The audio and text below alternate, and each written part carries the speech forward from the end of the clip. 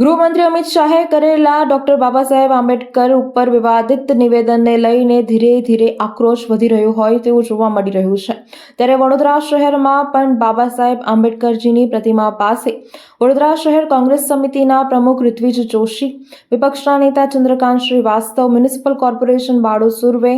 પુષ્પાબેન વાઘેલા તેમજ અનુસૂચિત જનજાતિના ચેરમેન શ્રી મહેશભાઈ સોલંકી તેમજ વોર્ડ પ્રમુખ રાજુ મકવાણા, પાર્થ પટેલ, સમીર શેખ, અતુલ સુર્વે, રાજેશ ઠાકોર તેમજ પૂર્વ કાઉન્સિલર ચંદ્રસિંહ સોલંકી, રાજુ વાઘેલા તેમજ યુથ કોંગ્રેસના અધ્યક્ષ પવન ગુપ્તા સાથે હીરો ઓડ તેમજ શહેર કોંગ્રેસના આગેવાન તેમજ કાર્યકરો તેમજ હોદ્દેદારો દ્વારા ડોક્ટર બાબા સાહેબ આંબેડકરની પ્રતિમાને પુષ્પમાળા અર્પણ કરવામાં આવી હતી। નવાપુરા પોલીસ સ્ટેશન સુધી પગપાળા ચાલી ગૃહમંત્રી શ્રી અમિત શાહ વિરુદ્ધ ફરિયાદ નોંધાવી સરકારની આંખો ખોલવાનો પ્રયત્ન કર્યો હતો।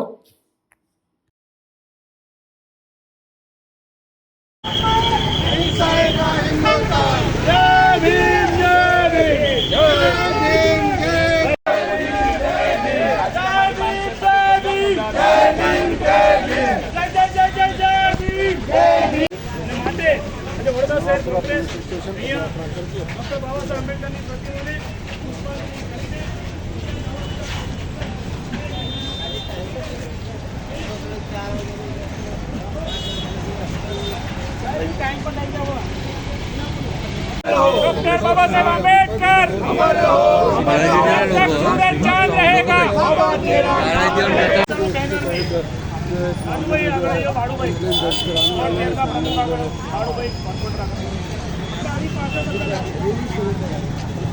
जय जय जय जय भीम, जय भीम, जय भीम। अमित शाह राजीनामा आपको, राजीनामा आपको।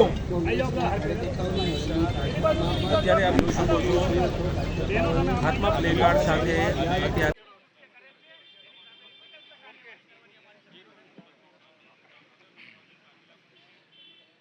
ભારત દેશના ગૃહમંત્રી દ્વારા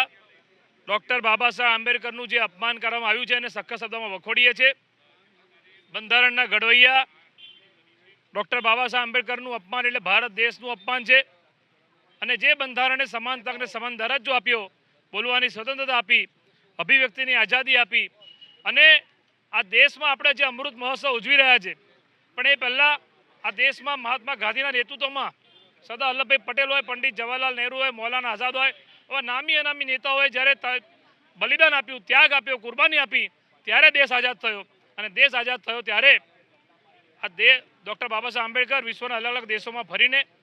ભારત દેશનું બંધારણ વિશ્વનું શ્રેષ્ઠ બંધારણ બનાવ્યું અને ત્યારે લોકશાહીની સ્થાપના થઈ। ત્યારે એવા બંધારણના વિરુદ્ધમાં ડૉક્ટર બાબા સાહેબ આંબેડકરનું અપમાન જે દેશના ગૃહમંત્રીએ કર્યું છે એને સખત શબ્દોમાં વખોડીએ છીએ અને માટે આજે વડોદરા શહેર કોંગ્રેસ દ્વારા અહીંયા વોર્ડ નંબર 13 નવાપુરા બકરાવાડી ખાતે અહીંયા ડૉક્ટર બાબા સાહેબ આંબેડકરની પ્રતિમાને પુષ્પાંજલિ કરીને નવાપુરા પોલીસ સ્ટેશન અમે આ દેશના ગૃહમંત્રી સામે પોલીસ કેસ થવો જોઈએ, ગુનો દાખલ થવો જોઈએ, એ ફરિયાદ આપવા માટે અમે જઈ રહ્યા છીએ। વડોદરાના સમાચાર જુઓ તથા આપણી ચેનલને સબસ્ક્રાઇબ કરો અથવા સંપર્ક કરો।